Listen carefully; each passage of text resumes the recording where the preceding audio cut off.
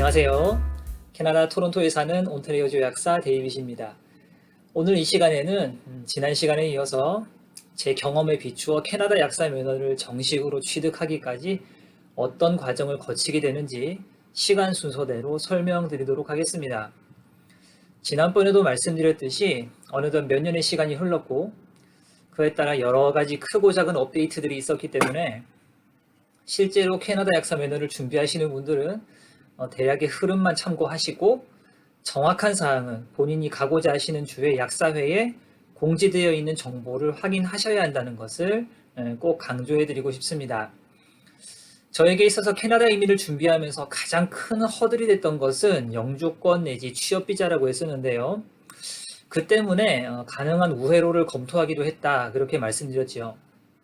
당시에 이미 저는 만 30세를 넘겼기 때문에 1년간 오픈 워크 퍼밋을 얻게 되는 워킹 홀리데이도 불가능했었고요.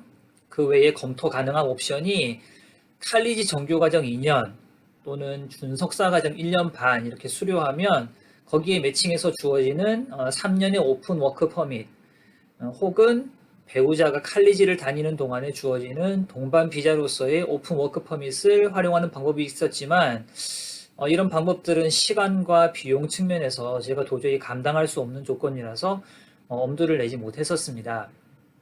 그래서 남은 옵션은 딱 하나, BC주 약사회와의 연계를 통해서 UBC에서 제공하는 CP3라는 프로그램이 있었습니다. 이것은 12주 동안 UBC에서 실무 프로그램 강의를 들으면 그 12주의 매칭으로 12주간의 워크 퍼밋이 제공이 되고 약사회에서 연결해주는 수련 약국에서 그 기간 동안에 12주의 인턴십을 할 수 있게 되는 건데요. 이것도 당시 가격으로 캐나다 달러로 11,000불 플러스 텍스 이렇게 수업료가 기본적으로 들고 부대 비용은 당연히 들겠죠. 그리고 그동안에는 저 혼자 밴쿠버에 나와 있어야 하는 상황이라 적지 않은 부담이 되기는 했습니다. 지금 UBC 약도 홈페이지 들어가서 CP3 메뉴를 찾아보시면 정확한 정보가 나오는데요. 제가 찾아보니까 수업료가 지금은 13,000불로 또 몇 년 사이에 또 올랐습니다. 여튼 전전긍긍하던 차에 지난번에 말씀드린 대로 기적같이 저희 가족에게 영주권이 찾아오면서 이제는 원하는 지역을 제가 선택할 수 있는 상황이 됐습니다. 그렇다면 당연히 행선지는 토론토였고요. 왜냐하면 우선 절친한 지인들이 토론토에 살고 있었기 때문에 저희 가족의 정착에도 절대적으로 유리했고, 또한 면허를 딴 후에 직장을 잡는데도 기본적으로 토론토 지역이 수요 자체가 많기 때문에 조금이나마 수월할 것이라는 판단이 있었습니다. 자, 정착할 곳을 정했으니 이제 면허 등록 절차를 거쳐야겠죠. PABC에서 주관하는 세 가지의 시험은 캐나다 전체에 적용되는 것이지만 이제 시험을 합격한 이후로부터 약사 면허를 취득하고 그 이후에 모든 과정을 거치는 것은 캐나다의 각 주별로 조금씩 차이가 있습니다. 바로 주별 약사회의 소관이라는 것이죠. 저는 토론토에 입성하기로 했으니까 온타리오주 약사회, 온타리오 칼리지 오브 파머시, OCP라고 하는데요. 약사회 제도에 따라서 면허 취득을 준비하게 됩니다. 온타리오주에는 토론토 대학교, 워털루 대학교 이렇게 두 곳의 약대가 있습니다. 토론토 약대는 오랜 역사와 전통을 자랑하고요. 워털루 약대는 최근에 새로 세워졌습니다.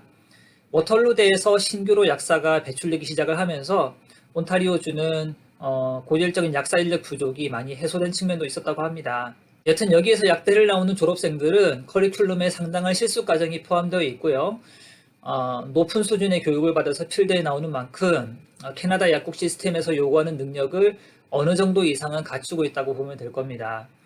반면 저처럼 해외에서 약사로 활동하다가 캐나다 약사가 되기를 희망하는 경우는 IPG, International Pharmacy Graduate라는 이름으로 분류가 돼서 요구되는 수준을 충족하도록 일정한 트레이닝을 약사에서 추가로 시키게 됩니다.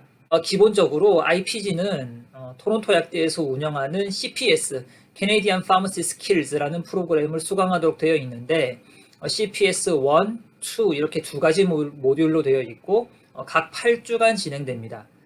비용은 당시에 한 모듈당 8,000불 가까이 되었던 걸로 기억하고요. 좀 전에 검색을 해보니까 텍스를 포함해서 여전히 그 정도 받고 있는 것 같습니다. 적지 않은 금액이죠.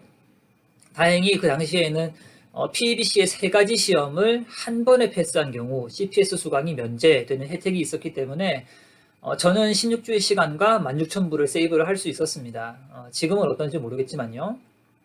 그래서 CPS를 생략하는 대신에 약사회에서는 비교적 간단한 온라인 모듈을 3가지 실무 실습 기간 동안에 수강하라 이렇게 통보를 했습니다. 시간이 많이 지나서 무슨 내용인지 좀 가물가물해서 제가 찾아봤더니 각 수업의 제목은 이랬습니다. Building Blocks for Medications Management, 그리고 Canadian Healthcare System Culture and Context, 그리고 Introduction to Pharmaceutical Care 이렇게 3가지 과목을 들었던 것으로 기록이 되어 있네요. 그렇게 CPS를 면제받으면서 실무 실습을 곧바로 시작할 수 있게 되었거든요. 그래서 어느 약국에서 실습을 받는지 그거는 본인이 발품을 팔아서 실습이 가능한 자리를 찾아내야 하는 건데요. 프리셉터라고 불리는 실습생 지도 약사가 있는 약국 리스트를 주 약사회에서 주기적으로 업데이트를 해서 공지해 주고요. 이를 참고로 해서 하나씩 연락을 하든지 방문을 하든지 해서 그야말로 맨땅에 헤딩을 하는 그 절차를 거치게 됩니다. 하지만 많이들 아시듯이 캐나다는 기본적으로 인맥에 의해서 상당수의 채용이 이루어지기 때문에 우선은 지인을 통해서 찔러보는 것이 중요하겠죠. 저도 그 도움을 적절하게 받은 케이스입니다. 제가 한국에서 팜디 땡땡이라는 학원을 통해서 시험 준비를 했다고 말씀드렸지요. 그때 저의 시험 동기로서 오스키 스터디 그룹 3명 중 한 분이었던 모 약사님이 워킹 홀리데이 비자로 토론토에 먼저 입성을 하셔서 면허를 취득하시고 저보다 먼저 현지에 정착을 해 계셨더랬습니다. 그분이 고맙게도 친절하게 소개를 해 주셔서 2곳을 소개해 주셨어요. 그 중에서 캐나다에서 가장 유명한 약국 프랜차이즈인 샤퍼스 드럭마트에서 실습을 할 수 있게 되었습니다. 자, 여러 기억을 더듬어서 말씀을 드리다 보니 영상이 좀 길어지는 것 같아서 오늘은 여기까지 좀 끊고요. 실무 실습을 어떻게 했는지에 대해서는 다음 시간에 좀 별도로 준비해서 여러분께 차근차근히 소개해 드리도록 하겠습니다. 궁금한 사항 있으시면 댓글 남겨주시고요. 구독, 좋아요, 알림 설정 부탁합니다. 감사합니다.